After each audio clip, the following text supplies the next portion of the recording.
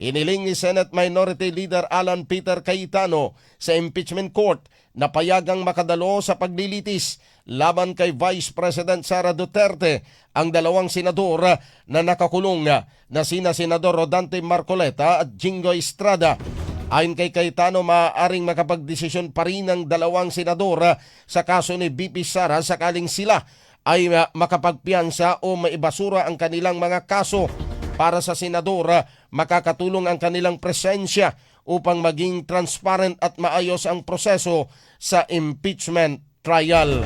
Nagbigay naman ng suhestyon si Senadora Rapi Tulfo na maaaring payagan na lamang ang dalawang senador na subaybayan ang paglilitis sa pamagitan ng telebisyon, habang iginigiit ni Senadora Robin Hood Padilla na hiniling nila ang aktual na pisikal na presensya sa Senado ng dalawang senador bilang mga observer.